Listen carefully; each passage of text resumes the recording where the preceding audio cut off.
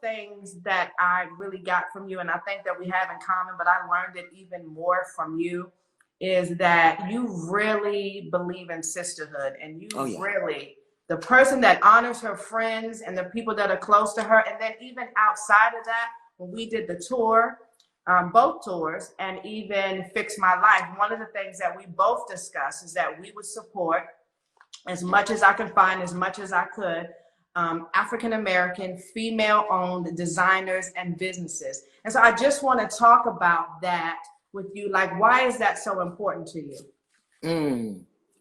I don't know if it's the African in me or the Native American in me, but I just believe in community. I believe in community support, and I believe that my first dollar has to go to benefit those who look like me.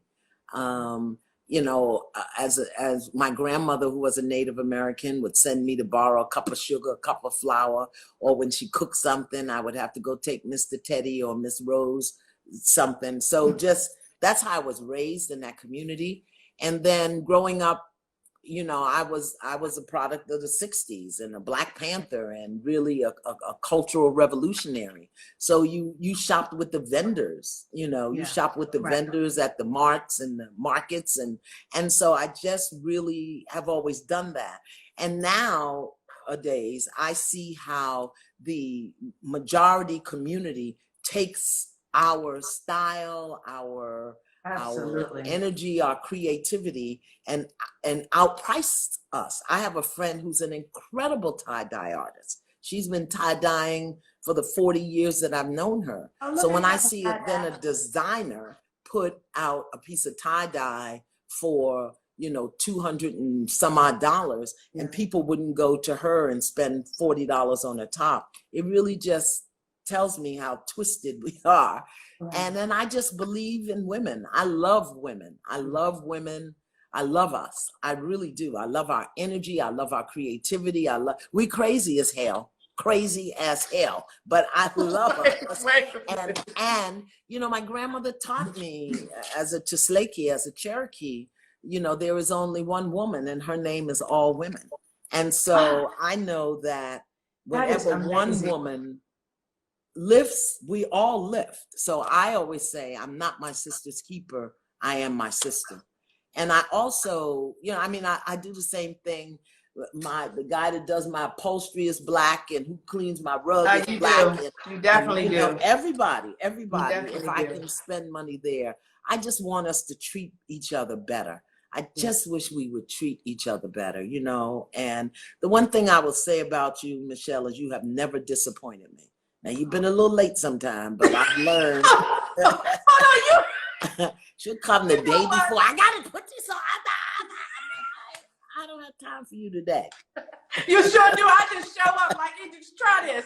Yeah, but you have never disappointed me. I mean, the level of excellence that in what you do, I think I appreciate that, and I know you will never disappoint me, and never let me down. So I just wish we would carry that in all that we do, in all of our businesses, you know, that we would, I can tell you, whether it's Greta or Neva or Diane Whitfield or what's the brother in Brooklyn, Courtney Washington, or I can't even think of his name. He's down on Fulton Street. I can't think of his name, but you know, I seek them out.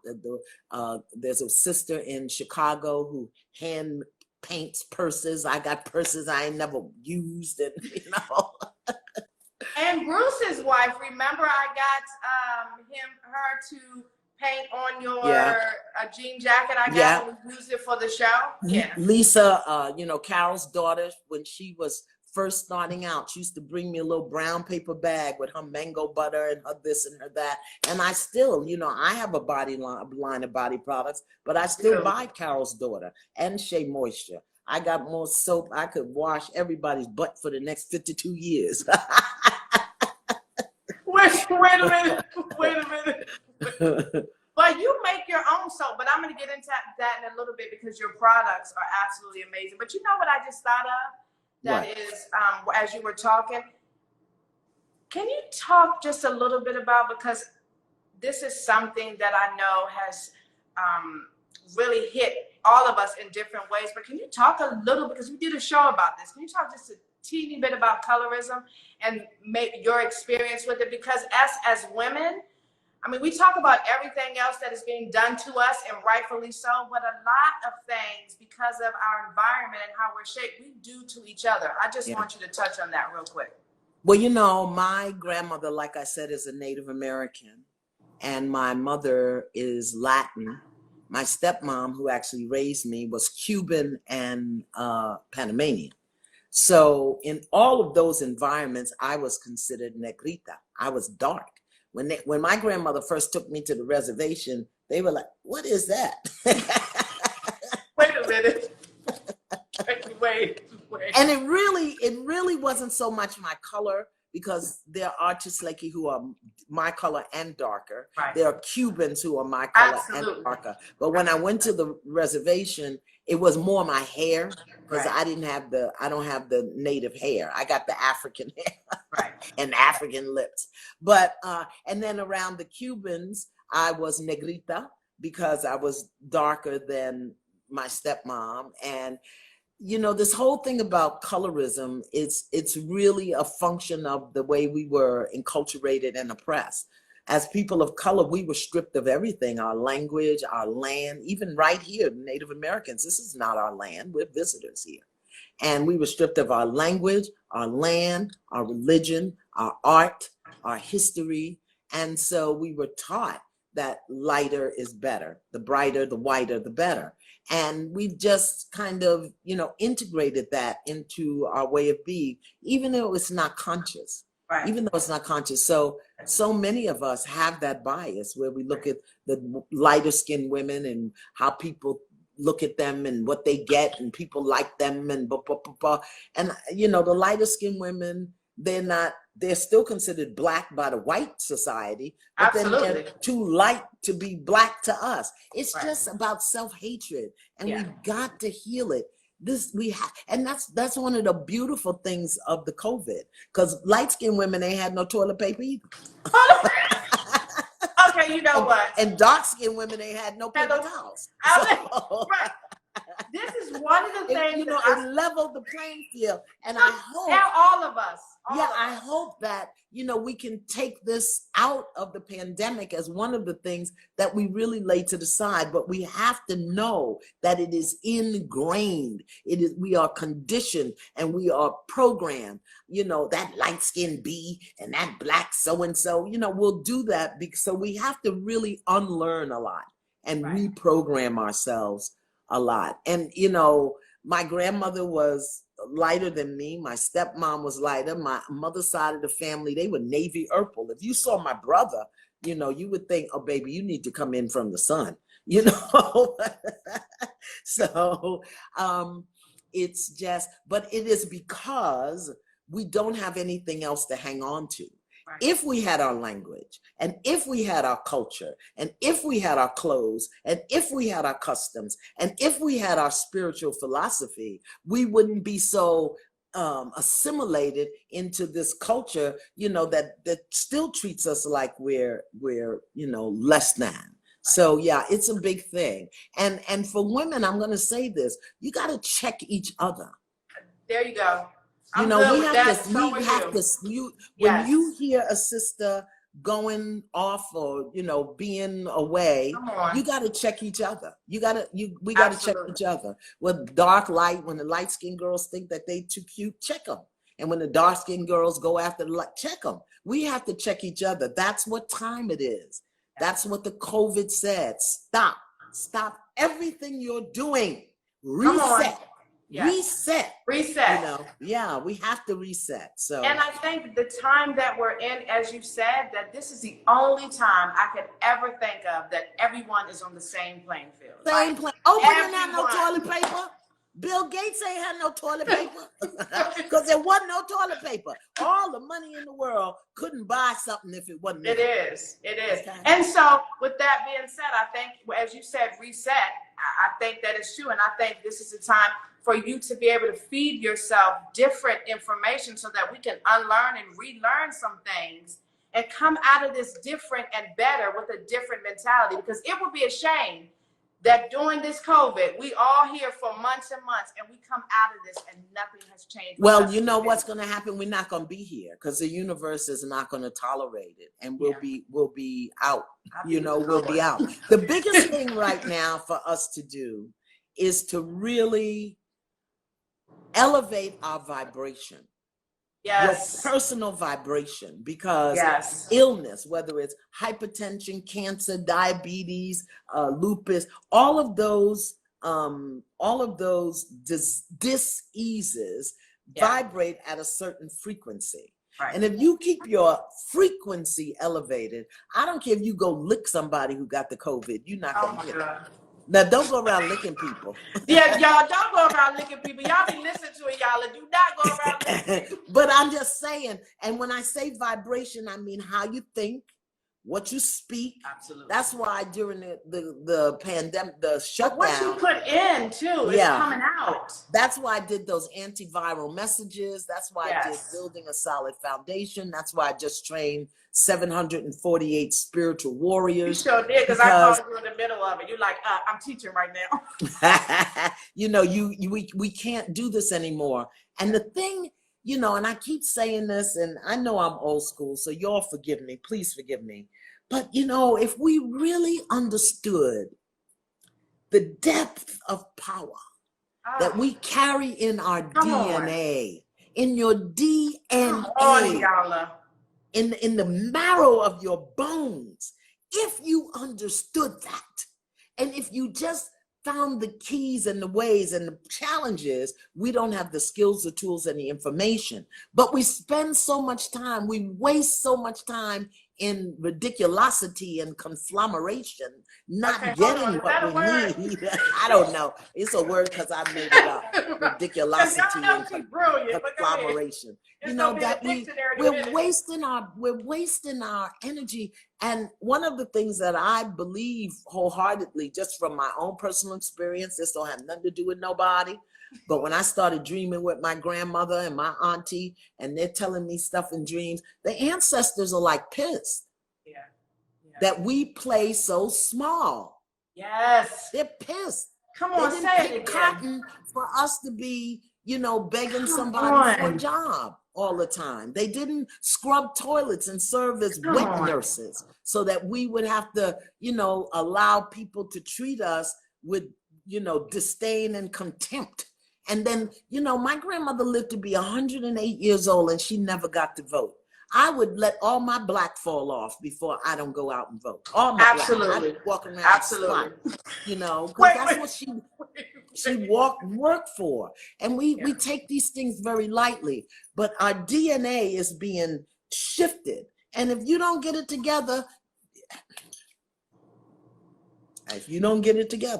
this is what, and one of the things that I said is this is also the time that never before that people that haven't believed in anything or anyone higher than themselves, it's like everyone right now is in some type of prayer mode because they don't know what to do. Yeah. And that was one of the things that I want to ask you. So I'm going to ask you early. So during this time of the pandemic and everything that's going on within the racial injustice and social injustice, like we'll talk about that in a second, but you as Iyanla, because I look at you as what you are, this powerful, strong being, this spiritual being that just has so much faith. Have you, during this time, ever been fearful or ever? Never. And would you tell the people why? Because I think people need to understand. Well, first of all, because I stay connected to my culture and my community, my elders have been predicting this for years. Yeah. They told us this was coming. We knew it was coming. And, every year we do something called a reading of the year, and we get a insight into what the energy is, the universal energy is. So we knew it was coming. We just didn't know what it was going to look like. It was going to look like. Right. And then not only do we know what's coming, we know what to do. So when it gets here, we know how to be in it. So fear was never my concern because I know I'm not going out like that. Absolutely. Come on, Ia. So that was number one. The other thing is I understand the 3 basic human fears that the corona stirred up, which is fear of nature, because we can't control it, fear of the unknown, fear of change, which includes fear of death, and also fear of other people. And I resolved those fears. I'm not afraid of nature. Whatever, you know, I've lived in nature. I did 4 or 5 vision quests. I've been out in the woods with the bears and the coyotes. Yeah, so well, you on your own. Okay. Right. I'm not afraid of death, because I know everything has an expiration date. Absolutely. And if my expiration date comes up, I'm gone. Right. And I have a contract. And I know my contract wasn't here to take me out. I'm not afraid of change, because I've dealt with it over and over. Absolutely. And for me, I think burying Jamia was probably one of the most powerful lessons in my life. And if I could stand at the side of a grave and watch them put a box in the ground with my child in it, I can do anything. You hear me? Come on, Ia. I remember you telling me that. I remember, can do and it anything. really that thing right there changed. That changed who I was at the core of my being. And I said, if I can stand here for this 10 minutes while they pray and watch them put dirt on my child, I can do anything. And that's how I live my life. I can do anything.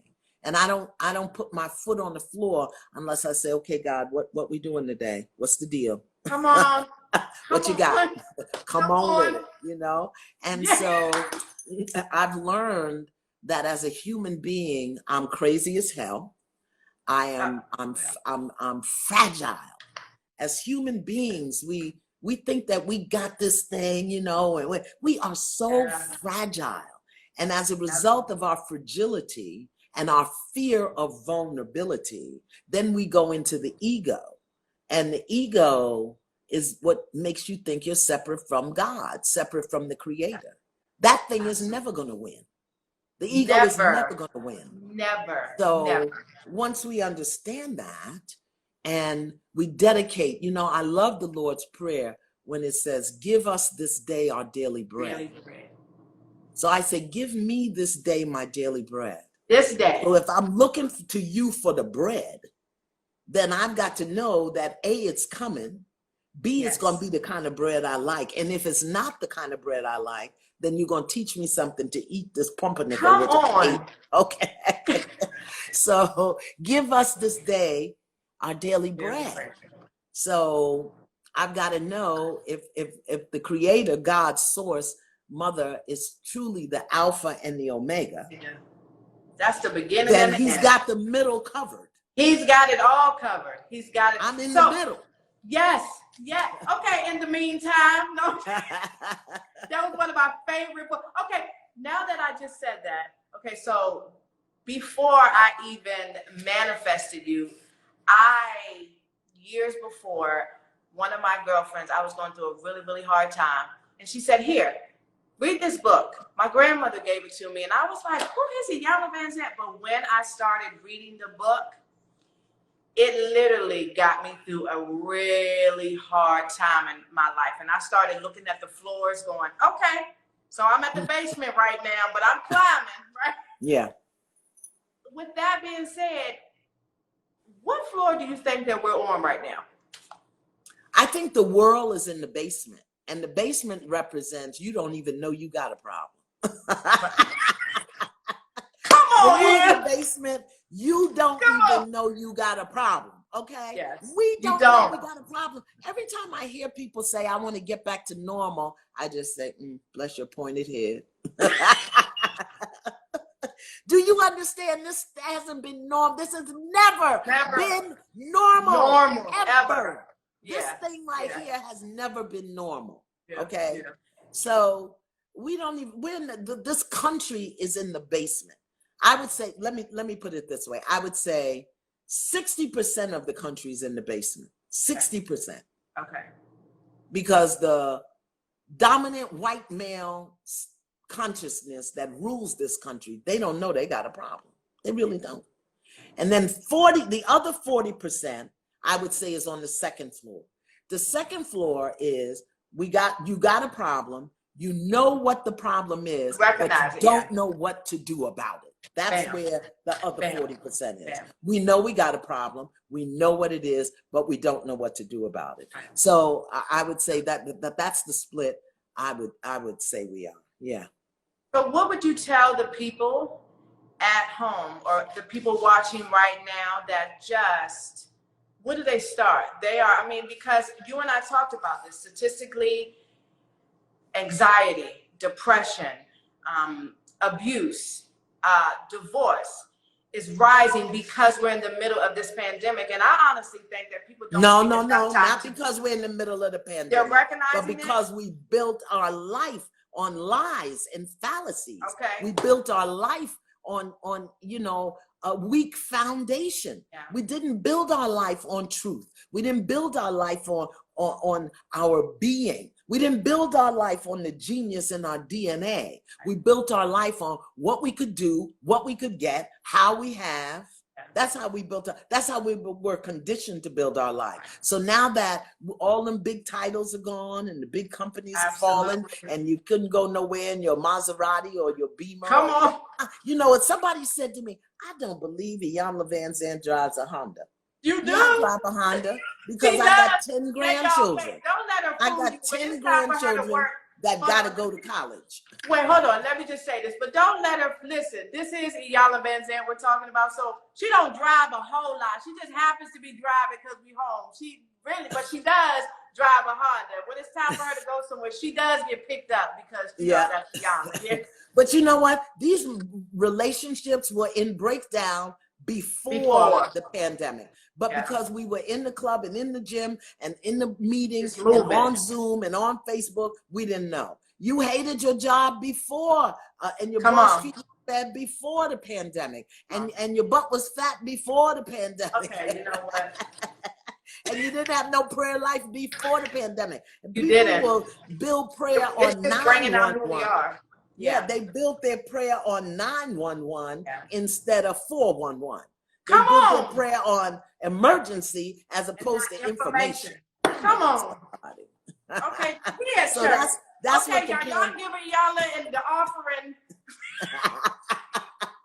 but it's good. It's so good. Reset. What I would say to people, the most important thing, the two most important things to do right now is number one, get clear about your relationship with the God of your understanding. Your understanding. Come on. Whether that's Christian or Buddhist or whatever it is, the relationship. Because if you got a jacked up relationship with boo-boo, you probably got a jacked up relationship with God. Right. Get clear about your relationship with the God of your understanding, and then be clear about your relationship with yourself. Absolutely. With yourself. Michelle, I've had a ball. I've had a ball being home with me. And I've been, sometimes it's almost like I don't want to say when people are like, how are you doing? I'm like, oh, I'm great. I remember when I would stop over there and say, you like, yeah, you know, Michelle just came from church. Because this has been my life, though, right? And one of the things that I've said is the problem is we don't sit still. We don't sit still enough. We run to and fro. And sometimes it's scary to sit still because you could be introduced to a lot of things, but mainly yourself. And sometimes... Let me tell you, you know what I did just before we went into the pandemic? I didn't know it was coming. But that's, when I created your check yourself cards, okay? Check yourself before you wreck yourself. Come on. So I made these cards and it has all of these little information, right? So you throw them up in the air and whatever card lands face up, you read that and you go through the day with it. And this one is own. It says own. Own every bit of who you are. You know how many people throw their pieces and parts away and wear a mask? Own your strengths and weaknesses. Always own up to your mistakes. Own your life, lock, stock, and barrel. Speak your own mind. Sing your own song. Own your own truth and power. Walk your walk, talk your talk, and move away from those who believe that you can be owned. Listen, I know you threw that up and dropped that down just for me, because that is always what I say. Like, we get to, it is our God-given birthright to show up in our fullness, to show up every time. Iyanla, come on with it. And why I don't have them cards? Because I ain't seen you. You've been in quarantine. Oh. I'm coming to get them. Put them in your mailbox. You got them right here. You got them right here. They can. Yeah. Where can they find those cards, though? Masterpiecebodytherapy.com. Masterpiece, P-E-A-C-E. Because, and this is what you have to do. You gotta always keep putting in. Keep putting in. Keep putting in. I remember when I was a young girl. I mean, when I was, a total revolutionary, I remember a young, fine Minister Louis Farrakhan. Come on. I heard him say something, and I've said it ever since. He said, a person who is not accountable to themselves is a danger to themselves and everybody else. Absolutely. And the way that you don't be a danger, the way you keep yourself in account, is that you got to constantly put in information. You got to constantly examine yourself. You got to constantly question yourself, and you got to be willing to change. And I think that that's what's the beauty of us working together. You help me change how I see my body, how I show up in the world, how them heels. Y'all, I'm old as hell. And you should see some of the heels. I tell her, what am I can't do nothing with that. I can't go nowhere now. That's what we doing. I'm like, you, and then I always, you don't remember me always saying, you Iyanla Vanzant, we showing up today. Like, this how we enter a room. This what we do. But people are afraid to change. Yeah. And what we don't understand is that most of the things that we hold on to are the things that hold us down. Yeah. So anything that you think you have to have, let it go. Come on, say that again. Say that again. I said, anything you think you have to have, let it go. Mm-hmm. I learned that when I had to give my house back to the bank. I learned that because I had to file for bankruptcy. Mm-hmm. My big old house, my big old beautiful house, and I had worked so hard and everything, and I'm holding on and holding on. And the minute I said surrender, I let it go. Everything just kind of opened up. It just opened up. Yes. Yeah. So people are afraid of change because the average human being is a control freak, and they need to be in recovery. Yeah. And that's what the pandemic did. It stirred up all the control stuff. Couldn't be in control. You said most human beings are control. What you say? They need to be in recovery. They need to be in recovery. They're control freaks. They want to control what people think and what people say and what people do and how they do it and what's coming and what's not coming. But life isn't like that. If you really want to enjoy the beauty of life, you learn to be surrendered and free and whatever. There's nothing that I have, nothing. That's why I drive a Honda. Because if you hit me, you're going to hit me, my Honda. You're not going to hit my BMW. Okay, you know what? No, but, it's just, I love a simple life. You do. You definitely do. I just love simplicity. I love cooking. I don't have a cook. I've been trying to produce this cooking show. I've been telling her. She said, if you give me one more thing to do, I wish y'all would tell her y'all would love to see her in the kitchen cooking, giving y'all advice, because she really is that person. I iron my own pillowcases. Okay. I do my own laundry. Don't tell the people that. Well, I do. That reminds me. Because I want to I don't know how the time went by so fast. Okay, this is because one of the things that you always say to me, because I have said, one of the reasons why I do this talk is because I want women to see themselves from the women that they look at that are super successful, that I have, but we are women first. And one of the things that you've always said is, Michelle, I'm not a celebrity. And I'd be like, yes, you are. Could you tell them why you say that? Because I want people to get the reasoning. I want them to get that lesson. Yeah, I'm not a celebrity. A celebrity is somebody that people put up on a pedestal and they see them as, different and above. Mm-hmm. I do my work publicly, and I'm very clear about that. I don't walk red carpets. I don't go to cocktail parties. Well, I do walk red carpet. Yeah, I've gotten her, y'all. Yeah, She comfortable now, but she wasn't before. But, a celebrity means that there are expectations that I don't even know anything about, that I'm expected to live up to. So I do my work publicly, and I'm getting ready to stop that. You know that this is my last season of Fix My Life. Yeah. I want to teach. I want to go back to teaching. I've been teaching online. I've been, creating to make what I do more accessible to people. Right. So that they can use it in their life. But I refuse to be a celebrity. I refuse. I when I was in the Walmart and in the Target. Well, I did not tell you about the little 45-year-old boy I picked up pumping gas. Oh God, what is that, Iyanla? Yeah. Come on. And I didn't even have on my Ketchaboo clothes. I had on my looking like a grandma clothes. And he said, "Can I pump your gas?" I said, "Yes, sir, you can." I was about to say, what you say? Come on, show up. And then he thought I was 50. He said, "I like older women." I said, "How old are you?" He said, 45. I said, "I got drawers older than you." Okay, you know what? But I really love that lesson, because it's like you have taught me without even knowing that you're teaching me. You have taught me just by being.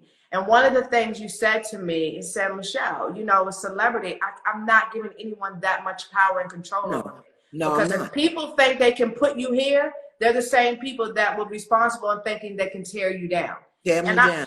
Right. No, I am a spiritual technician.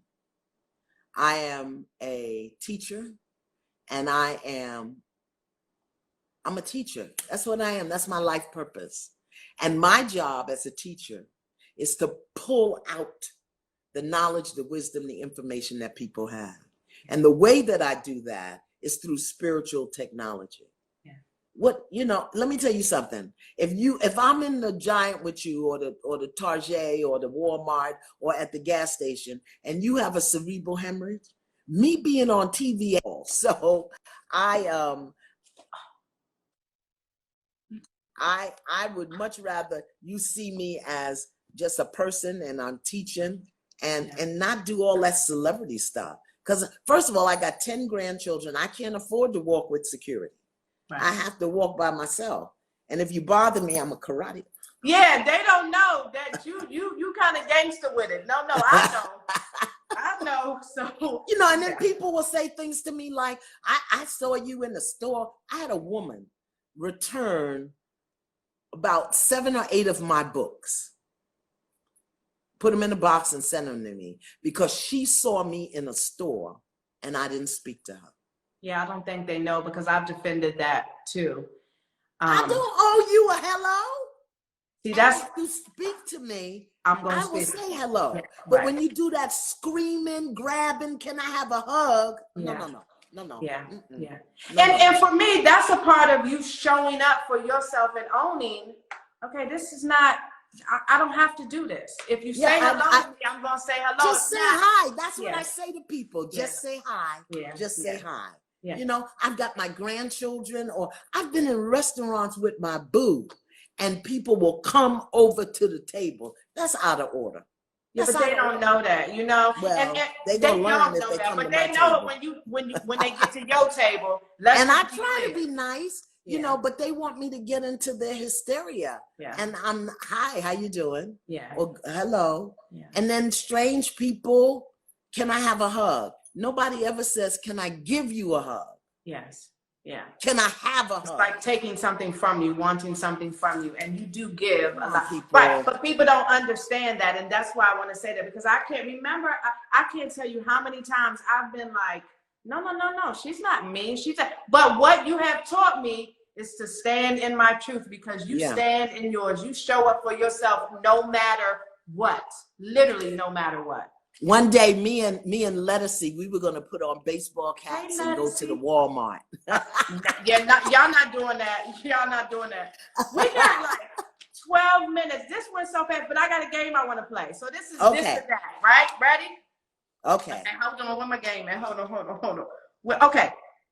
So you just mentioned something. Okay, this or that. Are you single or in an entanglement? Oh, I'm single by choice. Okay. I'm single by choice. Love or money? Love. I know this. Flats or heels? Oh, flats. Okay, yeah, we doing heels.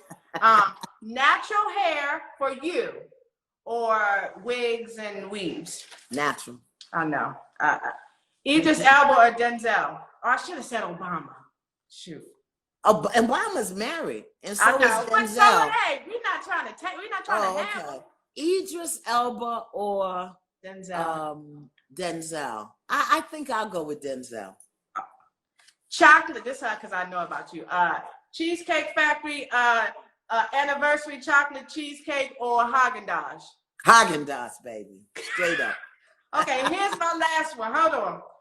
Fix My Life or Law and Order? Law and Order. What do you mean? Law and Order. I can see myself anytime. Fix My Life right now. The best show. Well, besides Malik, he's on what's that? Chicago Med. You watch that too, but I watch Chicago Med. Favorites. Yeah, I watch Chicago Med. And Project Runway. Of Lala. Everyone has said that. That is interesting. I don't know where that is. Do you see that? What? People keep saying that I remind them of Lala. Do you see that? Because I don't know what that is. I can't look down at the thing and look at you too.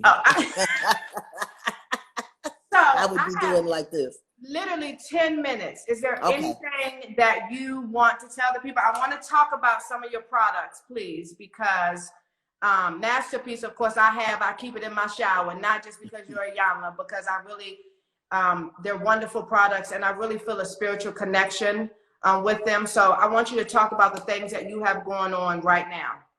Well, the reason that we start, Jamia started Masterpiece, and it's all about keeping your energy clear and your vibration up. Right. So our body washes are made with African black soap, and all of our products are made with herbs and essential oils, because herbs are Mother Nature's medicine, and each herb carries a vibration. So we put herbs and essential oils in all of our products, our body scrubs, our milk bath, and our body washes, because I really want people to keep their energy clean. Keep your energy clean. So that's the theory behind Masterpiece. And it's the same thing with the Check Yourself cards. We've got to, I need them cards. We got to keep, I have some when you come. I'll give them to you. I'm coming. Don't you worry. And but go ahead. And we're filming the last season, the series finale of Fix My Life. I'm so excited. This is going to be my legacy season. And I'm doing a lot of teaching online. I just finished my spiritual warrior class, getting ready to do a class to help people clear ancestral energy, because that's huge. So many of us have inherited ways of being and thinking and feeling that are etched into our unconsciousness. And we've got to break those chains so that we can be free. So I'm working on that right now. I'm going to do that online. What about your app? Awakenings. Yeah, that's another good thing for folk. Awakenings that they can get on the, I don't even, I'm a because I've definitely done a lot more meditating since I've been here. And it is probably one of the most beautiful things I have ever found to do is meditate. Like after I pray, after I sit still, I literally meditate, and it is life-changing. So you guys gotta check out her app. And then when you hear her voice, it's so soothing. But anyway, go ahead. So that, Awakenings app. But I'm a horrible marketer and salesperson, because I put it out there and it's like, if they find it, they do. I don't want people to think I'm selling. Well, I don't know what people are going to think. It just feels to me, I'm not really selling product. I'm making tools available. Right. And these are just tools. The app, the cards, the body products, they're just tools. But I'm going to teach and I'm going to live. And I think next year I'll start dating again. Okay, well, we're going to know. I'm going to help you find. We're going to help you find the man. Because, he's got to get past a whole bunch of us before he I know. Poor Poor Yeah. thing. I feel bad for him. Iyanla. But you know, Jeramogi just passed in January. So I'm going to give it a year. But they don't know who he is. You have to tell them. You they don't have to know. Year? Yeah. Oh, okay. Well, they 14, don't know. Okay. My partner of 14 years passed away. Yeah. So, you're so strong. So I'm going, yeah. Well, you know, it was his time. His contract expiration date hit. And we were good. You know, we were good. Yeah. We were good. So. And you know I'm what? waiting for you to start dating. Okay. I'm picking though. He gotta be fly. I'm gonna help him with his wardrobe and stuff, because you know y'all can't be. This fly gotta match your fly. So we. Yeah. So people want to know if I would. I'm listening to you. I said people want to know if I would date outside of my race. You would, wouldn't you? I don't know. I suggested it to you. I'm not ashamed to say I suggested it to you many times, because it just seemed like maybe we should try that. What you think? I don't know. You know, I got to feel the vibe. Oh. I got to feel the vibe. Well, he can be swaggy though, you know, but you're so brilliant and smart that sometimes I think he just has to be on that same level. He literally has to be on that. Yeah, you know, that would probably be the. I personally, I don't think I would attract somebody outside of my race. I could be wrong, but you know, I think you're wrong. Okay. That's that opening up to uncomfortable to, because I know how you love your race, so that's just opening up to that uncomfortable space. Well, you know, what is my race? I'm Cuban. I'm everything. I'm Mexican and African American. So I got a lot to pick from. I got a lot of races to run. Well, wait, no, we got to talk about that all for this live. I know. Okay. But anyway, I really have to say this. I want to thank you. I hope I don't cry. Lord, you know me. I know. I want to thank you for just trusting me for all these years. I want to thank you for just setting the bar really high for all of us, for setting the standard and paving the road of excellence, and you being so brilliant and brave and authentic for those of us that are coming behind you and generations to come. I love you. I honor you. I know that we are all better because Iyanla Vanzant is here. So thank you so much. Thank you so much. Thank you, Michelle. If you want another awesome video in our Black Excellence series, check out the video right there next to me. I think you'll enjoy it. Continue to believe, and I'll see you there.